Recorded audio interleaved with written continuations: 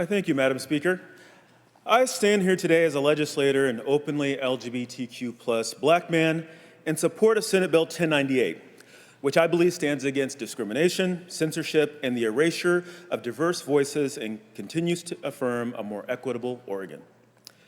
This is a bill that is celebrating the freedom to read, not telling people what it is they should read, not telling young people, students, scholars, or anyone else what it is they should read and what experiences they should understand. For the record, we do have laws that require an inclusive selection of instructional materials and generally prohibit discrimination in education. However, Senate Bill 1098 sets forth a clear requirement that explicitly protects Oregon students and the educational materials made available to them from discrimination based on race, national origin, color, sex, gender identity, sexual orientation, age, religion, physical or mental disability, military status, or marital or family status.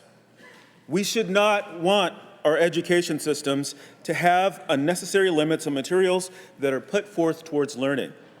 The 2023-24 academic year witnessed another record number of book bans in the United States, reflecting a disturbing trend towards censorship and the erasure of diverse histories and experiences. According to PEN America's release titled Cover to Cover, in the 2023-24 school year, 36% of banned titles featured characters or people of color, 25% had LGBTQ+ characters or people, and 10% featured disabled or neurodivergent characters or persons. The most banned topics include violence, death, grief, abuse, and sex-related content, understandably.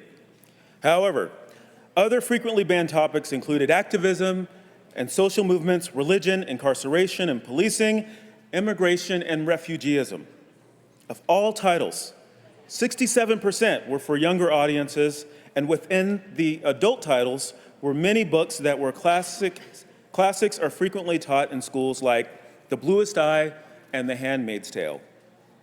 And when looking at books with consensual sexual experiences between characters, just 13% had on-page sexual scenes, the majority of which dealt with topics like consent and healthy relationships, such as Judy Blume's Forever.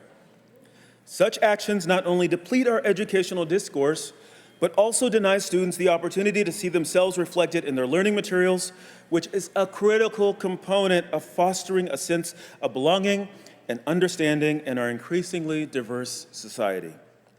This bill pushes back on attempts to assault the principles of freedom and expression and access to information.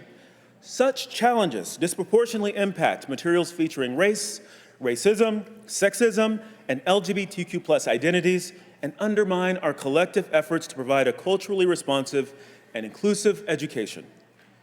I also want to be clear.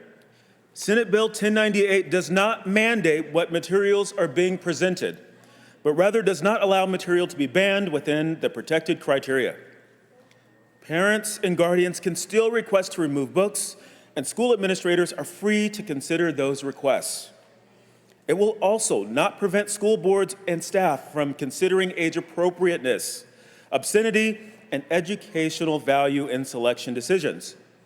Put simply, if a book has violence or content that is not age appropriate, that book does not need to be included in the library regardless of the perspective from which it is told. However, it becomes an issue if content involving the perspective of one group is excluded while similar content involving a different group is allowed.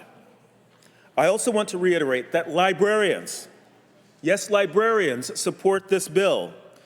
They are among the biggest advocates of Senate Bill 1098.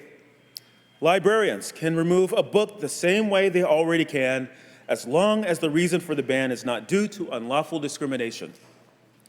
This legislation is a clear statement of our values as a society. It embodies our commitment to creating an educational movement where every student can learn, grow, and see themselves reflected in the stories and histories that shape our world. I truly believe this bill is a necessary step towards a more just and inclusive educational environment for all students in Oregon. And with that, colleagues, I urge an aye vote.